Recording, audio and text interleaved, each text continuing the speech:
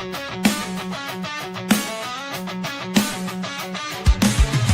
the morning with coffee in your cup. Time to hang out with friends and chat it up. Bring a smile and good luck. Hit that like button and let's chat it up. Good times start with us, you and me. Good morning, welcome to the morning coffee show. Let's talk.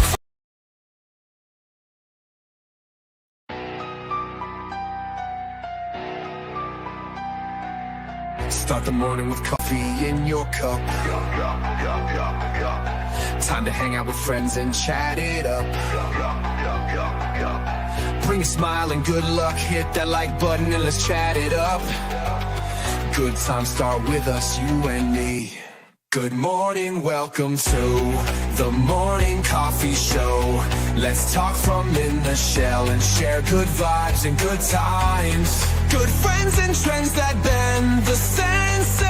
Let's get a bit senseless. Welcome to the morning coffee show, where we bring good vibes and good times. Welcome to the morning coffee show with super fast tortoise. Welcome to the morning coffee show, where we have the flow. Good vibes from head to toe. Let the happiness take you in. Good morning, everybody! All aboard! Good morning. Wow. Yeah. That's an intro there, man. What the heck? Yeah. Well, who's hosting the show? Robin Williams? Well, some exciting news just landed on my lap during the little pre-show. Well, not pre-show. It wasn't a pre-show, but before the show. Oh. And, I'm gonna have to make a video about it, but I got to show you this. I'll show you one of these surprises, right? Because it's about a giveaway type stuff we're working on, and boom, we got sweet, right? And on the back, sweet. Nice. Yeah, they're thick. Very cool. Our boy got tokens. Oh yeah, like not you saw that, but did you see this? Oh, sweet. Or this? Nice. Or you saw this, but those other ones were extra. And boom, a beast token. Cool. Yeah, they all have the same back. Nice. So yeah, got some tokens, and I'm gonna make a video about it. Sweet. Yeah, There's going to be included for some giveaway or subscriber hit. Yeah, we're gonna give them away. Like when I mill off the rest of the mugs, when I can get to that, I'm gonna throw some in there for the wait that some people had to go through, and we're gonna do a giveaway. We're gonna do a giveaway to some people to give some tokens away. So yeah, nice. Heck yeah. And all the more incentive to help Tortoise get to that 1,000, huh? Yeah, that's right, because there's definitely going to be some tokens given in the main prize. All right. Oh, yeah. Yeah, that was awesome. Like, they were done in a company called CustomStickers.com. They originate in Springfield, Utah. You might know another YouTuber from them, from that area. So, yeah, it's going to be awesome. I like it. The custom stickers are the people who made my stickers I handed out a long time ago. Mm-hmm. And I trusted them to make these tokens. Yeah. Cool. Yeah, those are actually good stickers. I finally slapped the sticker I got from you on my draft box. Nice. Yeah. That's pretty awesome. Thanks, man. Yeah, no, I've been trying to optimize my draft experience, right? Because anybody who's gone to a convention or a magic show has probably had the feeling of, oh man, I got to bring all my decks, and I got to bring my trade binder, and I got to bring this and that, right? Right. It's always good to optimize your draft selection. I always optimize my draft selection when I go to a bar. Yeah. Well We're played, gonna, Dan. we're gonna put the Miller Lite at the bottom of the list. Whoa, whoa, whoa, whoa, whoa, whoa, whoa, whoa, whoa. Milwaukee's finest needs to stay above that Coors crud. No. Milwaukee's finest goes on top. After all, the brewers won't serve any other booze other than Miller Genuine Draft. You know, if Major League Baseball says Miller's the one, then Major League Baseball is right. And maybe everybody else in Major League Baseball is wrong by serving Coors. I don't know, but sorry. Went off on a tangent there, putting Miller on the bottom of the list. Shame on you.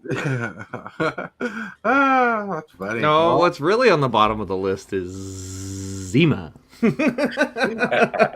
Hey, Zima was for kings, and we misappropriated Zima, and it should have went further. And it was like Sprite for beer lovers. Do they still make Zima even at this point? They did a redo of Zima about 4 or 5 years ago. They tried to make it come back, and like these youngins who don't know what good booze was didn't like it. Gotcha. It was horrible. It was horrible. It actually made Zima look good, the original Zima, which was actually pretty bad. Well, if we're talking good drinks, one of my favorite beers to drink is a St. Pauli's beer. Oh, St. Pauli. Yeah. I always thought of KJ being a Pabst Blue Ribbon drinker. Hey, you know what? Pabst Blue Ribbon's really good. I like Pabst Blue Ribbon only when it's warm, though. Because Pabst Blue Ribbon doesn't taste good at all. Period. You know, it is the worst beer. I don't understand how hipsters can drink it. I really don't. How can that be the beer of choice for hipsters? You know, rednecks only drink Pabst Blue Ribbon when it's time to drink it warm, when you're camping. When you run out of ice, you can drink the Pabst Blue Ribbon. It tastes the same cold as it does hot. Yeah, I don't know what I'm talking about unless you had it warm. Oh, man. Dan's not wrong. You actually can enjoy a PBR warm. That's crazy. PBR is the only beer you can enjoy warm. It is the only beer that you can drink warm and go, you know what? This stuff don't taste like crap after it's been warmed. You know, I mean, you sit there and you drink it when it's cold, and you're like, okay, this is not exactly the best beer. Why am I spending this kind of money on this kind of beer? You know, that's because you need to drink it when it's warm. It's PBR. You know, honestly, I don't see myself spending too much like on a high grade beer. I choose a PBR myself, and I'll just be fancy and throw some salt on the top, bro. I learned that in Idaho, man. Those Mexicans know how to drink right. All right, you just throw salt and lime in a beer. It's good for dosing. It's good for me. That's right. Yes, exactly. Right. But yeah, no, I'm excited about the show today for sure. So when am I getting my token cards? We'll get that sorted out. I don't know when we're going to get the shipping done yet. I'm trying to get it together, but this vacation we're planning is getting in the way of things right now. So we'll work that out. Hey Dan. Yeah. You are the token. All right, Well, at least I'm not the paperweight. That's right. Let's say hello to people in chat. We got Lulu. And we got another change of picture. This one kind of looks like one of those Nuke's top 5 ghost videos in your picture there. Hello, and this is Nuke's top 5, and we've got the scariest videos. Today's Lulu Sky. That's funny. We got Captain Waffles. Mon Capitan, the army is ready for your commands. And we got Kenny the Geek. So whenever someone says the Universe Beyond, I can't help but hearing Universe says. And yeah, the original cross IP card game where you could still open a $4 pack and pull a serialized card with $500. Nice. Oh yeah. Yeah, that's awesome. But we got Sonic Chew Scoob. Sonic Chew Scoob, hello. Sonic Chew Scoob. Scuba Chew. Scoob Chew. Yeah, and it looks like we're all caught up with there. But hey, we got We got Captain Waffle saying he likes Blue Moon for his preferred drink. I like Blue Moon. Mm-hmm. There's something about a beer that's just like it goes down like butter. Mhm. Blue. Oh yeah. Well, I grew up drinking beer and enjoying it because it filled me up faster, and I didn't want a lot of it. Where, some of those higher alcoholic drinks, they're so easy to take down and divulge into it. I liked my sober head. I didn't like being not sober, so I didn't drink a lot of the other beers. But now in my adult life, I drink those wine cooler kind of drinks and stuff. Bartles and/or James. Yeah. Only the most refined Commander players have wine coolers. Yeah.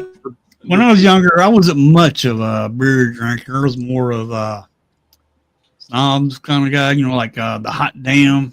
Hot damn! Oh, hot damn! I can't stand hot damn, but I know a lot of people who liked it. I'm like, I loved it. What's the point of drinking a Fireball? Oh man, something about the cinnamony Fireball, right? Be like a shot of that in your coffee on a cold winter's morning. Yeah. Any recovering folks out there listening are just like, I'm here for magic and coffee. Well, Hey, what's inside my coffee? Thinking of magic and coffee, we got Card of the day.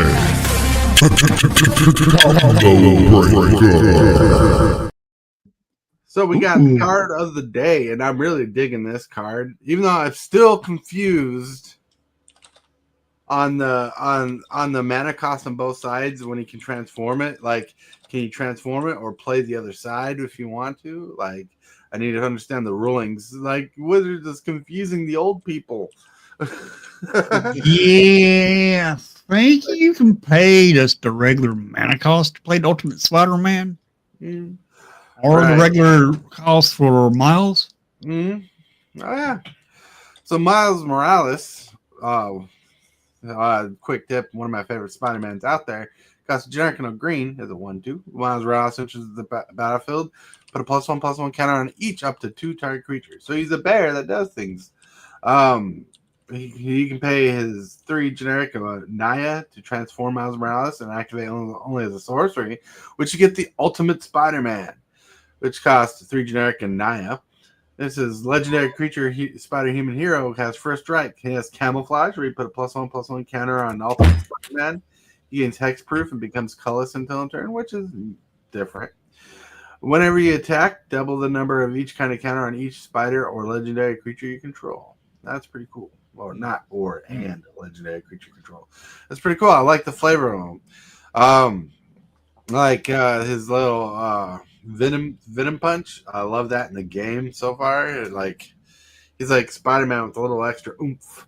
I like it. Well, I see your answer in the card. Yeah. Yeah. All right. The transform cost is the same cost as the casting cost of the Ultimate Spider-Man. Mm-hmm. So basically, you're paying that transform cost, you might as well pay the Ultimate Spider-Man cost. Right. Unless you need those counters on something first. Right. Correct. Yeah. I was watching somebody on YouTube just the other day, and I know it's a little aside the conversation, but they were pointing out how the Magic the Gathering cards for the Marvel stuff, particularly the Spider-Man set, they have kind of ramped up Spider-Man's powers. Each version of Spider-Man, they ramped him up, and there is a little discussion going on in the Spider-Man circuit that's talking about like how Magic the Gathering and Marvel is pointing out how overpowered Spider-Man is. And there's a lot of fans apparently who are kind of upset that Magic the Gathering is just showing you how OP each rendition of Spider-Man's has become. Mm-hmm. He used to be very simple for a street level superhero. And now not only does he have these suits with the tech, and he's got all this other stuff, and like depending on which rendition of Spider-Man, like Spider-Man's suit and it was pointed out in the movies that that is the reason why he's OP and overpowered. And a lot of fans are wanting to see Spider-Man go back to his origins, limited powers, and not be this the series of characters that pretty much have too much going on in power skill, and the power chart is being displayed. Magic the Gathering is completely pointing out this overpoweredness, and nobody seems to get it except for this group of Spider-Man fans that I've been following lately. And they want to see Spider-Man go back to his origins, limit the powers on Spider-Man because he's got too many. Every rendition of him, too many powers.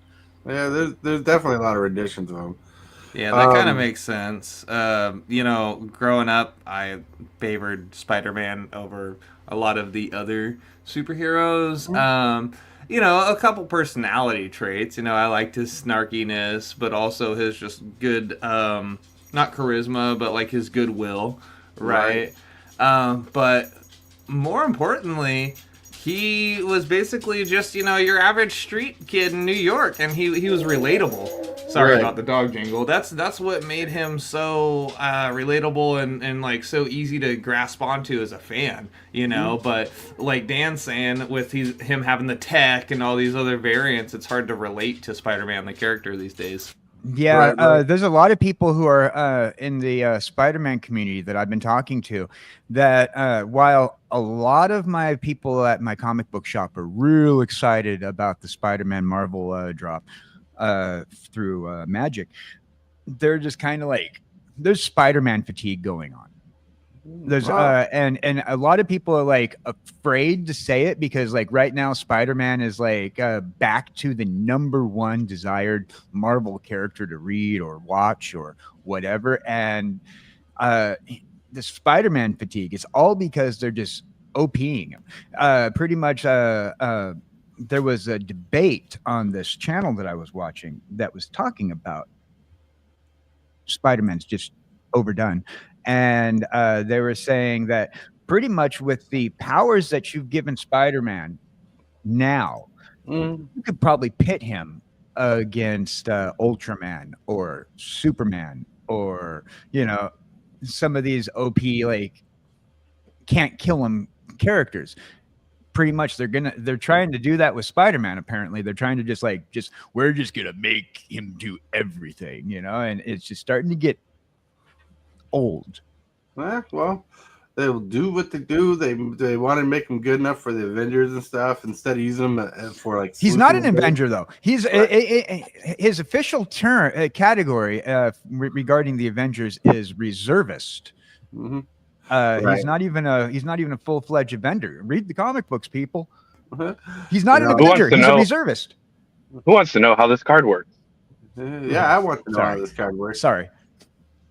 You're fine, Dan. All right. So, from my understanding, from a rule standpoint, and ex-judge here, majority of the time, when a card has two sides, it doesn't have a mana cost on the back side, like Masters of the Fells and other cards like that. Right. This card plays a lot like the Transform Planeswalkers and the double-sided cards from Keldheim. It's an either or. You can play it as the 2 mana and then transform it later, or you can cast it as the other side if you can pay the 6 mana for its secondary casting cost. The only thing is once you play it as Ultimate Spider-Man, it cannot transform into Miles Morales unless you have some kind of transform effect like Miss Moon or something. Miss Moon, or how about bouncing it? Like if you exile it, bring it back. If you bounce it, it comes back. Now, as far as bouncing it, if it goes back to the hand, you can play it as either or. When you bounce it, I believe it's the last known information. So it will come back in as whatever it was when it left because of the ability to play it as either or. Now, I could be wrong on this, but based on most rules text with this, is it goes off of last known information. So if it was last known as Ultimate Spider-Man, it should come back in as Ultimate Spider-Man. That's pretty cool. Hey, good morning, Waffles. Thanks for being here, and also thanks for that clarification on the card. That mana cost in the upper right hand side on the back side of the card is very relevant. Right. Yes, it is. Lulu says the girl Spider-Man's her favorite. Yeah. Oh. Gwen. Gwen Stacy. That's an interesting universal line. Yeah. Yeah, there's a ton of Spider-Mans out there, and I couldn't keep up with all of them if I tried. But Well, there was, according to from what I've seen, there was 2 girl Spider-Mans. Oh, there's more than that. There was Gwen Stacy, which was Ghost Spider, and then Mary Jane. Well, And then there's Madam Web. Oh well, Madam there's Web. actually 4 different versions of the Gwen Stacy Spider-Girl. There's 4 different versions of her from 4 different universes, and that's not including the 3 different versions of her that were main characters in a offshoot of the 616 that didn't have the spider powers. And from there are 5 Spider Women that took the mantle of Spider Women or woman, and there is a alternate universe Spider-Man that's a girl that is from Madripoor, and she has a tech Spider-Man. It's kind of like her version of Baymax. I know what you're talking about. But yeah. I can't think of her name. But they made a card of her too. Yeah. Yeah. Now with that, let's get on to the picture of the day. Whoa. Well, picture. And I think this kind of sums up the way I want the conversation to go. Oh, I probably spelled battlefield wrong, but there you go. The battlefield of Magic the Gathering is turning into your childhood memory. And trust me, I tried slamming more pop culture references in here from Universes Beyond, but it kept giving me this or that. So we got like Optimus Prime, Sonic, Spider-Man, a T-Rex. The tortoise had to be in there. I like how the T-Rex is morphing into a turtle. Right? Right? That'd be a cool transformer. A T-Rex. You did miss out one of my favorite pieces of retro. You got Transformers in there. You got Sonic. You got the T-Rex. You got whatever's flying around in the background. But where are my fancy cars from the cartoon series Mask? Well, Hasbro, I believe it's doing it, is bringing the toys back. Is Hasbro or Mattel? I can't remember which one. Yeah, they're bringing Mask back. Yeah. Well, they got in trouble for Mask when it was out last time because kids are swallowing the helmets. Wait, parents. I blame the parents. If they're going to swallow the kids' toys, then the parents need to get them different toys. The warning's on the package for the parents, not the kids. Yeah. The parents are supposed to tell the kids. let's just let natural selection sort it out. All right. Yeah, please. Yes. Right. Yes. I was I going to agree. go there, Captain Waffles, but I thought I'd pull back at the last minute. But you said what I was thinking. I'll be that voice. I'll be that voice all the time. Right. Ryan says, do you guys think the over-releasing of sets turning people off will push more people away from the game or get new players in Universes Beyond sets? And how do you think the dynamics playing out? Well, for my side of the view, players who leave the game because of the sets going out are leaving the game for their personal reasons, but it's drawn in new collectors of the game. It's bringing in some new players, but certain sets are just hitting collectors only. Like I know a couple people who are just buying the product to collect, like Spider-Man coming out. Like we know someone who's coming out to buy just to collect. Yeah, Scoob over there in chat, he's doing it just to add to his collection. He's getting the Spider-Man set, and a lot of the Final Fantasy people got it just to add to their Final Fantasy collection. What I'm seeing at my comic book shop is they are going to buy it. Right. Or is it going to be new players created because of it? I doubt it.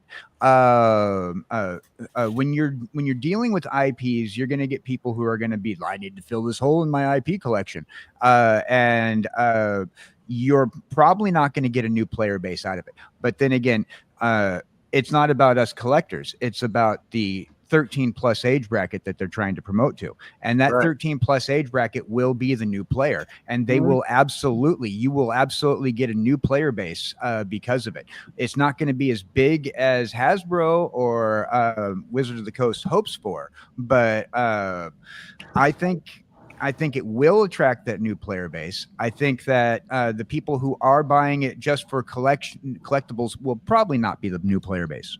Right. And so I feel it's going to be mixed on how it works. It's what's the word? When you equally replace something with something of the same mass, is it equal mass distribution or something like that? I can't think of the word. I think it's going to kind of work like that. We're going to have people leave. You're going to have people come in. You know, and you're going to have people with different interests. And that's the thing that, like, when people talk about Magic the Gathering and these sets and stuff, they kind of leave out the idea that people have different interests in the game. You know, like, it's like toothpaste, right? And this is a weird analogy I'm going to use. Like, you know, you use toothpaste to clean your teeth, but some people also use toothpaste to clean different items of the house that it works on. You know, I've seen that done. You know, people have different perceptions and views of how things are used or how they want to use it. You know, it's how you want to interact.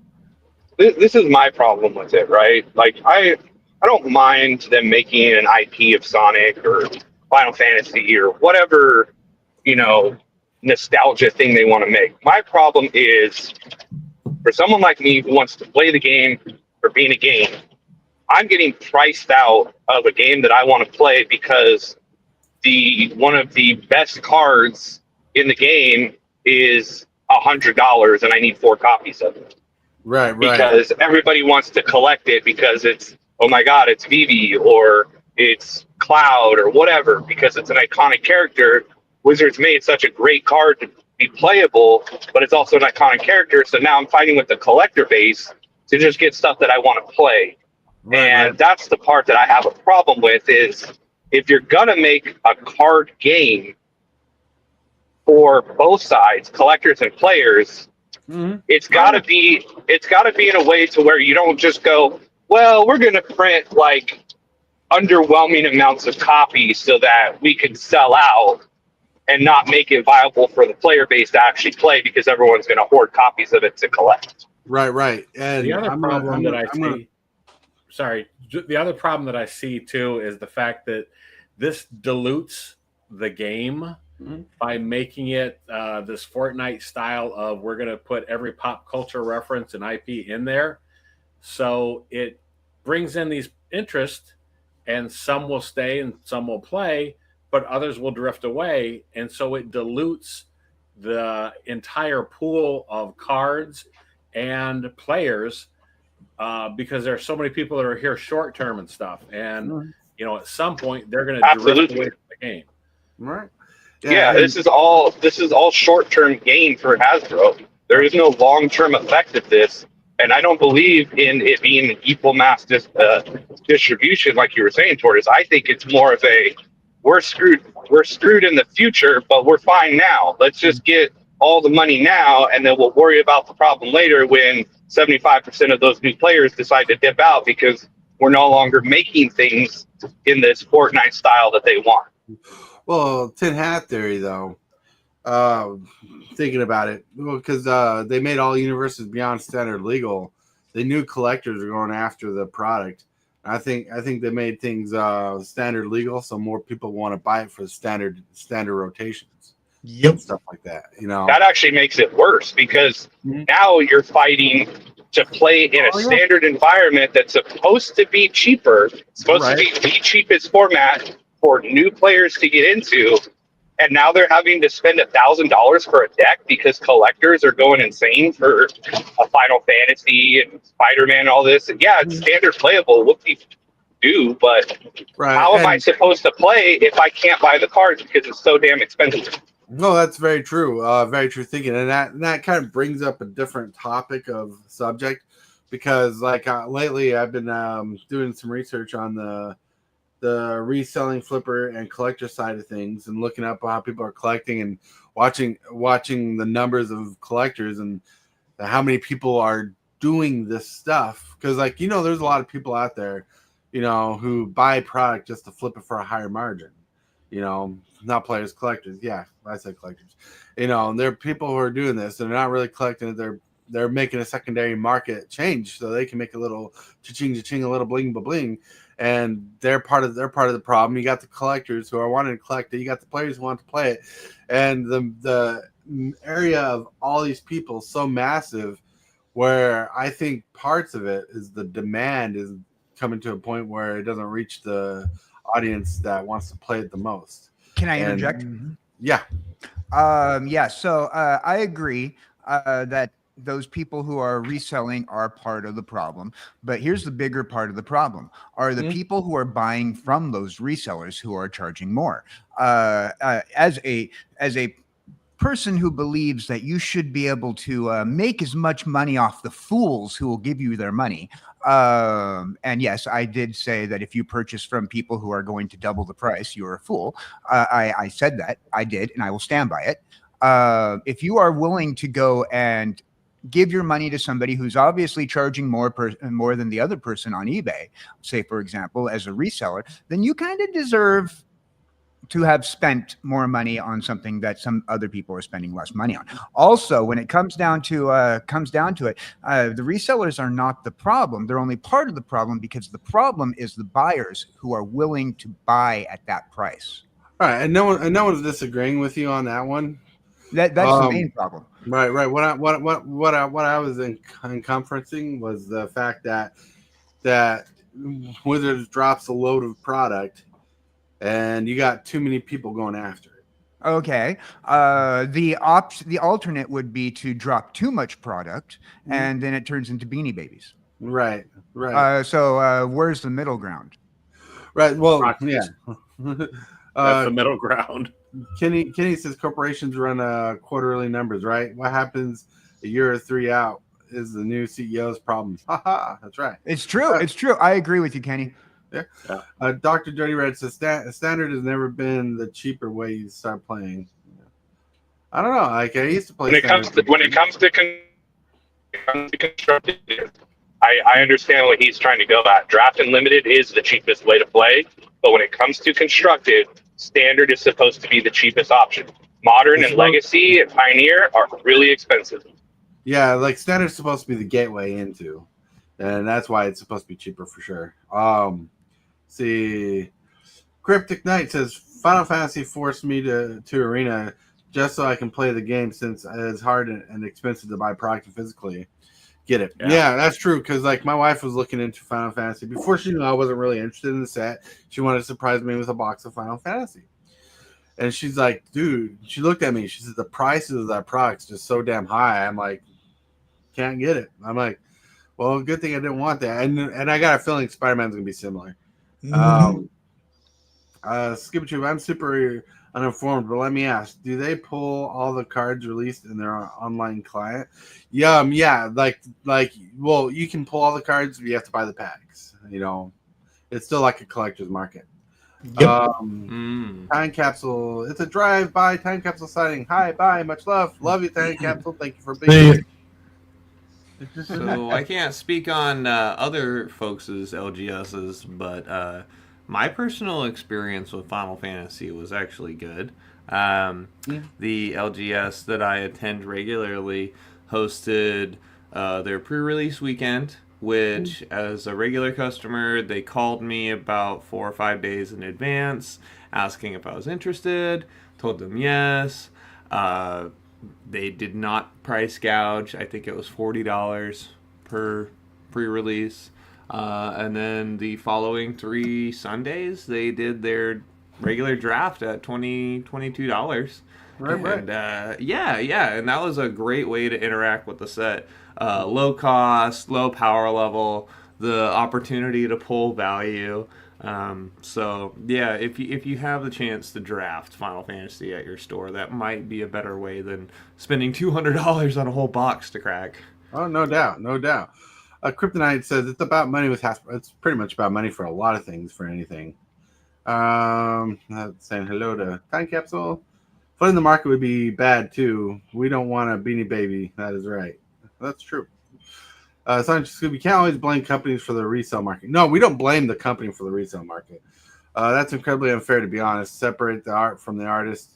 You know, they have the hand in resale. Right. Like I don't think Wizards controls the secondary market, but I think they do try to manipulate with the collectability. Oh, absolutely. You know, they do manipulate the collectability, and they'd be wise to do it. After all, and there's a way to do it too. Like how you guys are saying, where's the happy medium? Here's the happy medium. They've already created it. They just don't want to do this because a lot of people are gonna.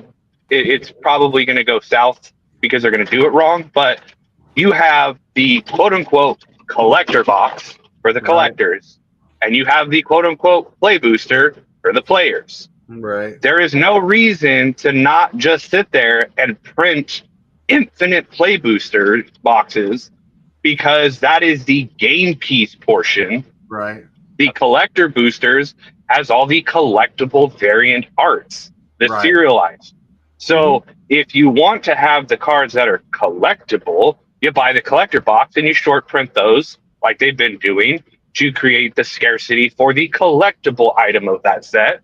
And then you just keep printing the play boosters into existence. And there you go. Now everybody can afford to play if they want, but if they want to collect, they go after the high-end value stuff. Right. That's really hitting the head on the nail there for sure. Sonic 2 Skip says, no, pull out. Dirty Red says, the Final Fantasy prices are dropping where I'm at.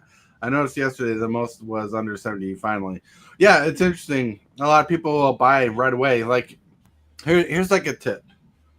And this is an analogy too. Switch 2 is coming out, right? Switch 2 came out. It's selling for buku bucks. And people FOMO'd and bought it. But as my wife taught me, never buy first generation, right? Wait for the second or third wave to come out, then buy it because they perfected all the problems with the original. You know, with Magic the Gathering, people FOMO out and buy it right away. And that's because it's a hot item. Makes sense. But, you know, if you wait for the aftermath, especially in the singles market, let's just say a $700 box will push out a lot of cheap cards because people buy these boxes, they open them up, they flip the big cards and stuff, and they whatnot. And once they start flooding the market, the prices of the singles go down. So the market's already flooded, though, by the time it's not the reopen pack openers and everybody who's flooding the market. The people who's flooding the market in the long run is the manufacturer by releasing. Now, they're releasing based off of supply and demand. Now, I can't tell you how many episodes of this show and DJ's show and a couple of the shows that I've been hanging around with that you guys are constantly talking about flooding the market. But the fact of the matter is, you're also guys are talking about not having enough prints. Oh, they don't print enough. They don't do this enough of this. They didn't print enough of this. And so I didn't say they didn't print enough. No, we've said this on this show several times in the last few months that there wasn't enough prints done. It's been said on this show. We can go back and get the clips if we need to. The fact of the matter is if you want to get everybody out there, and Hasbro is a business, and they're going to flood the market, they're going to embellish the market, and they're going to do everything and anything they can to get a hype train going for that immediate sale right when release happens. And that is that is a thing. And a lot of people have been bitching and complaining about, oh, well, I sit there watching my guy running for the pre-release stuff and for the early sales and whatever, that they have to watch the guy walking for 5 hours, and you see everybody on their YouTube channels waiting to purchase their cards, and then they don't even get to because there's not enough print, and then they say, oh, well, they didn't print enough, oh, well, they printed too much, back and forth.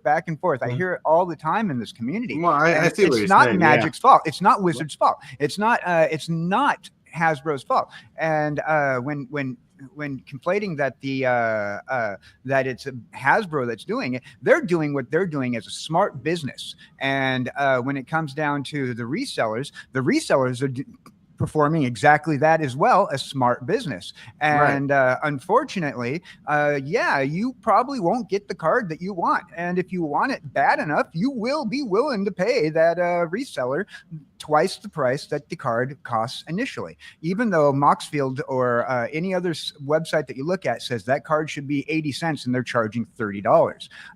The fact of the matter is, if nobody else has it, you're going to pay that $30 for an 80-cent card.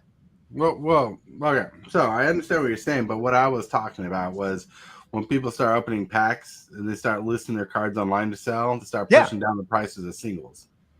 Okay. When they start making they're the retailer, right? When they turn around and resell, they're a version of a retailer, so they have the right to do that, right? Player, Card Kingdom, they have the no one's talking bad about it right there. Well, it sounds negative the way you were putting it. It didn't sound positive. Wait, no, I understand I understand what Tortoise was saying, and it's one of those things where. So, for instance, like when Final Fantasy got spoiled back in, what was it, March or whatever, and they put pre-sales up on Amazon, Wizards knew how much product was already pre-sold. Right. Yeah. That's very true. That's very true. And, Wizards will respond the way Wizards does. You get this... Yeah, you get this thing of, like, they see how much is going to come out, and so they decide, well... We've sold 100,000 boxes already, but we're only going to ship out 50,000 because we're going to hold off and wait. That's the part I have a problem with. If you know how much is there, just send it all out there. Now, I'm not against them making money, but what it is like if you sell 100,000, get that 100,000 out there and then hold the rest if you want, but at least fill the orders that have already been filled. Don't sit there and create a shortage because we have 100,000, but we're only going to send 50,000. Don't create the false shortage. Create a shortage with what's already been done. Right. Let's call it out. When you pre-order, it's pretty much like Kickstarter, right? Once you know how much is ordered, you have the stuff to do it. Kryptonite says, "Oh, I just finally caught the name Kryptonite." No drafts in my area at the LGS. That's sad. At least I got to go a couple pre-release before product was as dry as something clever inserted here. Let's see. Perhaps if WotC does a whole year of re-releasing the overpriced sets and nothing else, it would help balance the market. Well, so here's what I don't understand. And maybe I'm not in the know, but like how it used to work, at least I could say, is when they created a set for standard, like say we went to Lorwyn,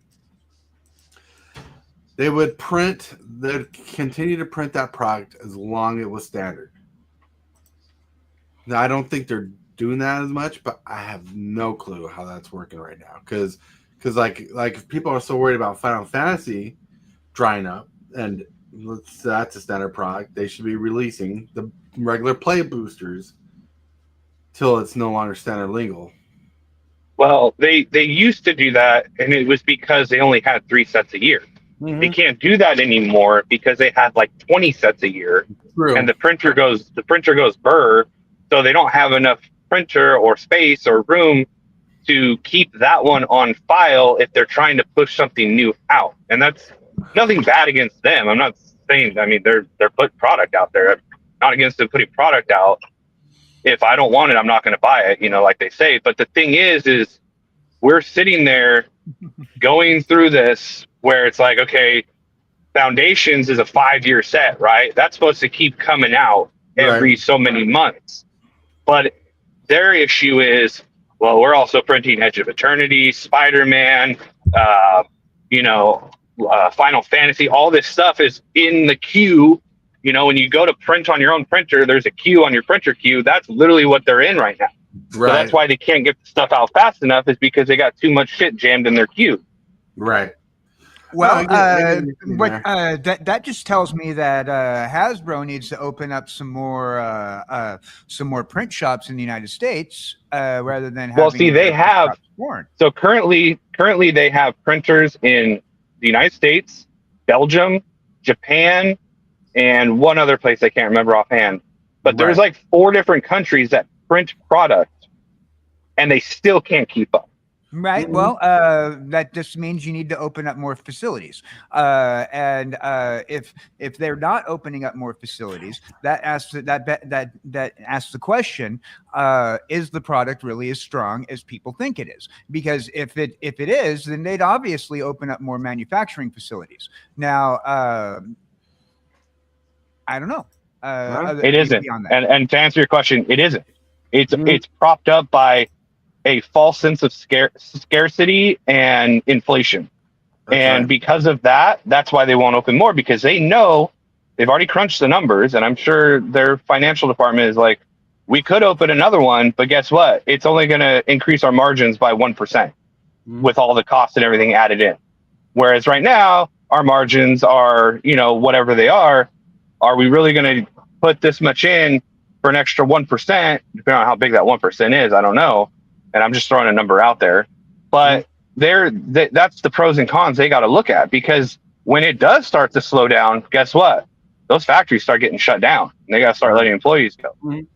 Yeah. Dr. Dirty Red says here, if you pre-order cards or product like the week before they're sent out, sometimes you get a thing saying if you don't add extra cash to your order, it will be canceled when prices go up.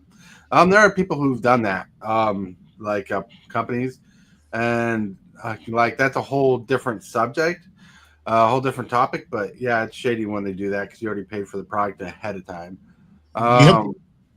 Ryan says, with the 200 mil they got on Final Fantasy set, first day they can scale up. Limited release may be a fiscal financial decision to reduce the front cost while making 200 mil. It could be. Sorry, if I add words to something, it's because I'm trying to make sense of it in my brain. So yeah, there's a lot going on, but I didn't really expect this conversation to go towards the people talking about how expensive product was. It always seems to go that way with in just about every circle right now. A lot of people right now are worried about their own pocketbook. So when you're worried about your pocketbook, you're gonna be upset about everything's pricing. I mean, look at the way things have gone in the last 13 months.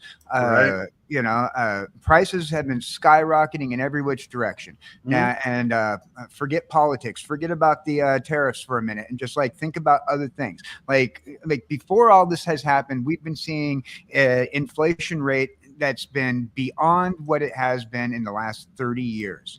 And and that inflationary rate has affected everything.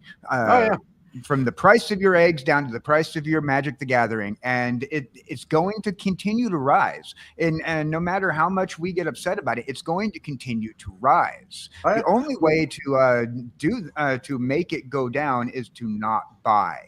Wait, let me bring up a small. I gotta wait. Okay, I was gonna say I got a way to bring this back, but go ahead.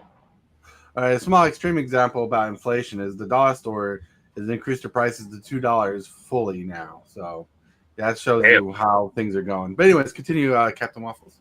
So to bring this back full circle to the actual topic here, if you look at the price of collector boosters for Final Fantasy, for all these secret layers and everything, it's astronomical, right? Like Lord of the Rings was up to almost $1,000 for a collector box. The collector's edition was way up there. Final Fantasy was $700-800.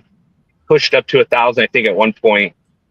But if you look at Aether Drift, you look at MKM, you look at Outlaws of Thunder Junction, a lot of those things tanked as far as collector boosters went.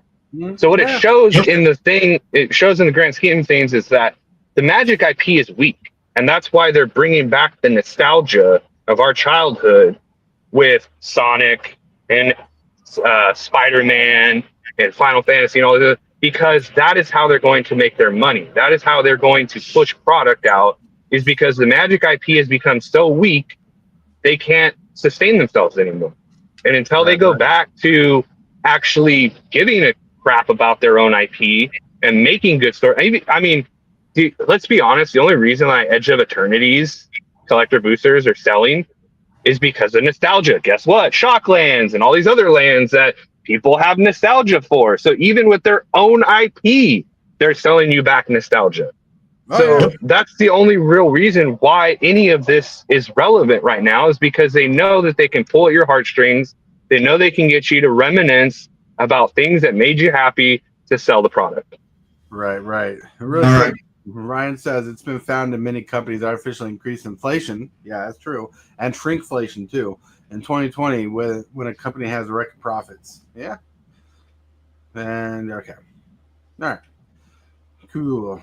Anyways, you were saying, Hillbilly? I'm just agreeing. Oh, okay. All right. Let me highlight this comment again because I want to read it.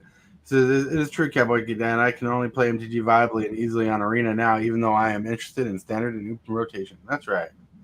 So nostalgia is what's selling a lot of this stuff. Because I was watching a video yesterday about Final Fantasy collectors and stuff like that.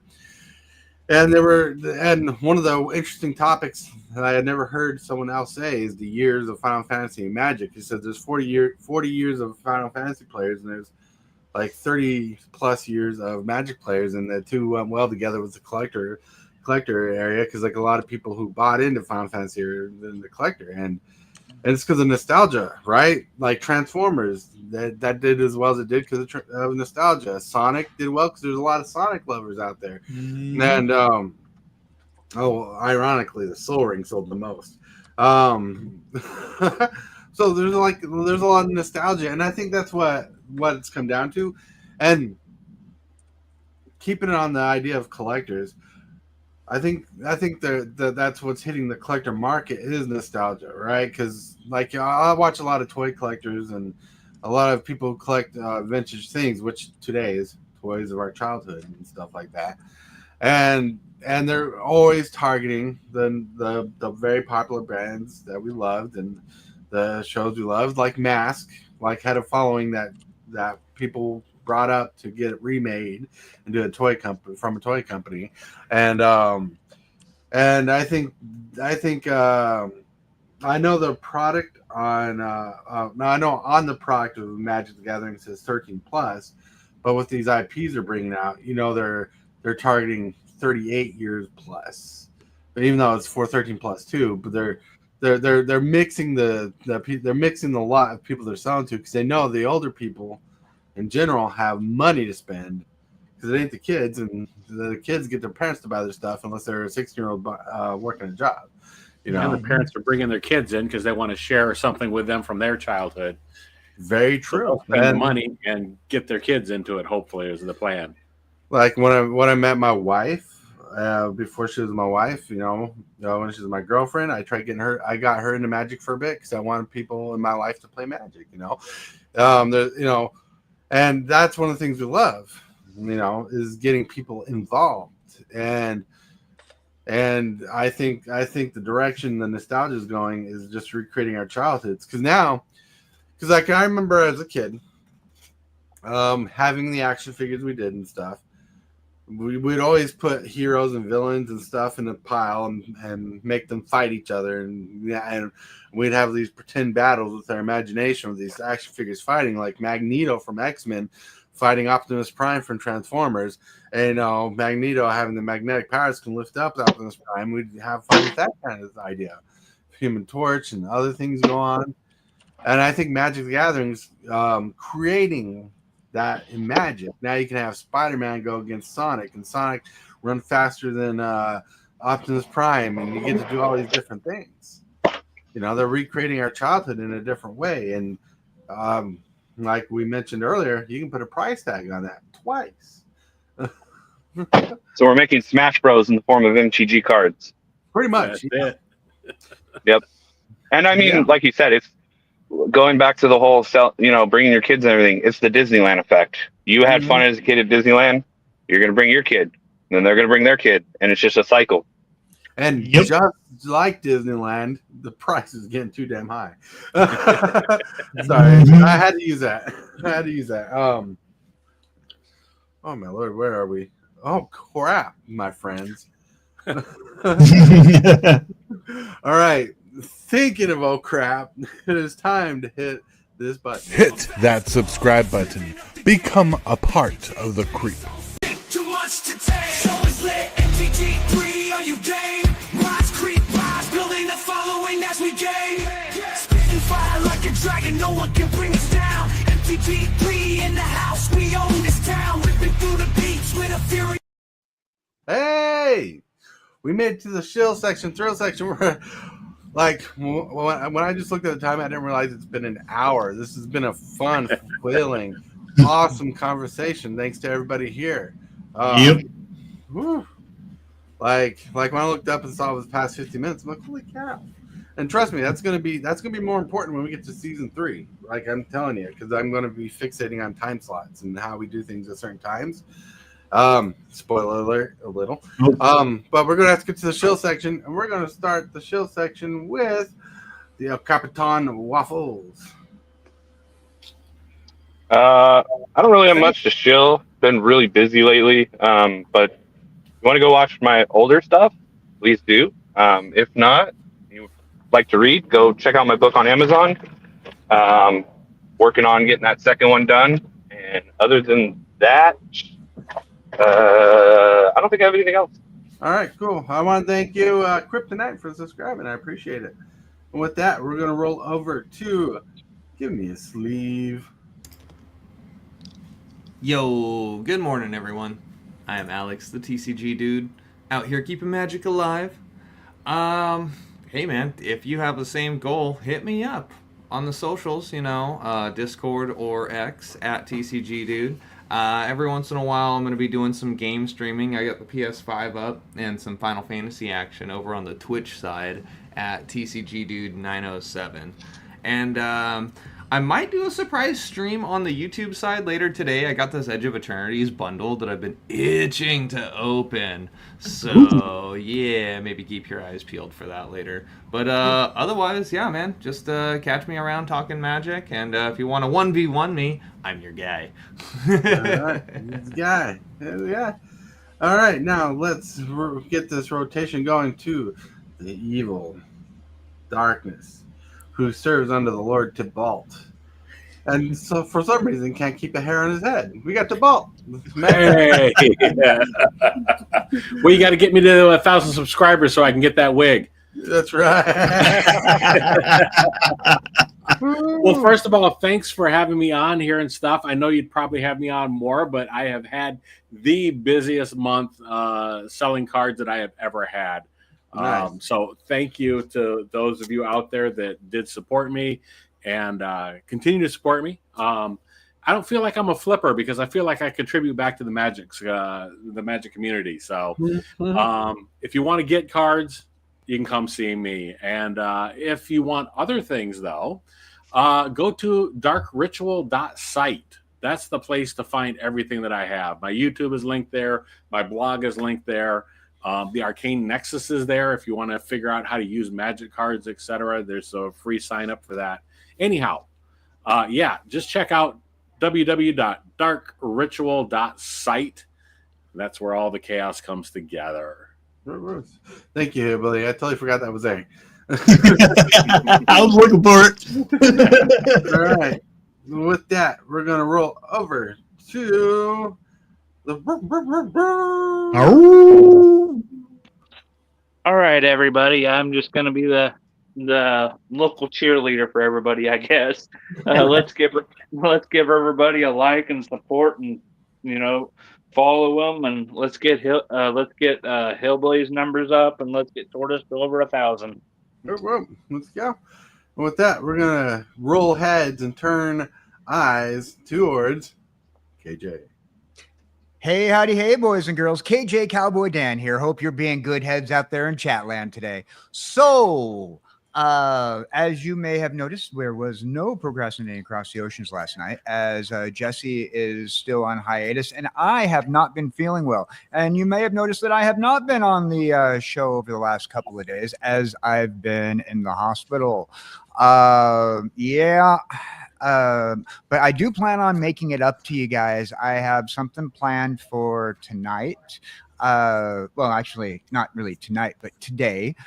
Before I go over to the MTG roundtable with Mr. DJ Longhair, I will be over on my Twitch page doing a Twitch exclusive And that Twitch exclusive will be not available in VOD. It's going to go live, and then we're going to take it down. It's something I've been doing lately is one-off Twitch exclusives. So no evidence after I'm done with the show. We delete it. All right. Sounds good. Sounds fun. All right. Now let's turn our attention to the MTG. Hey, everybody. 2 o'clock, around 2 o'clock this afternoon, I'll be playing a game of standards on Arena.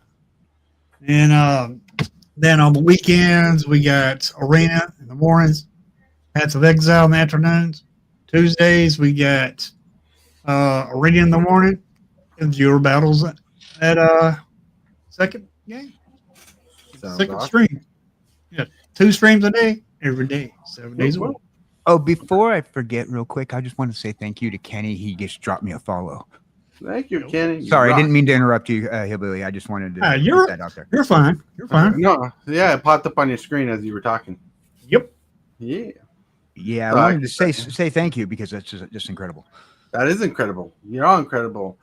And with that, tonight, everybody, it's Super Fast Tortoise here, reminding you tonight we're gonna have a bracket 3 game of Commander at 7 p.m. Central Standard Time. With bracket 3 playing my Joe the Dinosaur. Is gonna have a blast. Haven't played it in a minute because we've been playing a lot of bracket 4 lately, which is nuts. But we're gonna play some bracket 3. Dinosaurs. Well, I'm playing the dinosaur deck. Hillbilly will be there, and if you want to play and you're part of the Discord and everything, hit me up. And I'll send you a link towards in. But also, you can wait for my advertisement to hit when I drop it up in Discord, asking for 2 players. Yep. If you can't get a hold of Tortoise and you're a part of my Discord, you can also get a hold of me in case you can't get a hold of Tortoise. That's right. And with that, my friends, I want to thank you, everybody, for being here. We had a full house of Tabalt, Hillbilly, Lone Wolf, KJ, TCG Dude, and Captain Waffles. You guys rock. Thank you for making the show awesome today. And everybody in chat, whoop, whoop. And the 2 subscribers I got while live. Oh. Thank you. Thank you. Thank you. Thank you. Yes, when we get to 1,000 subscribers, we're going to be doing an epic giveaway. We're going to give away a Core 2 deck with some extra stuff. Keep an eye out for that. So with that, I want to remind you that you're amazing, that you're loved, that someone's thinking about you. And if you can, say and or do something positive. And with that, I want to thank you channel members for making the channel the way it is. And these subscribers growing the channel and being awesome and supportive. Everything you do from liking, sharing, commenting, and everything on the video helps out the more. And I love it. And with that, we're going to get to the epic closing scene.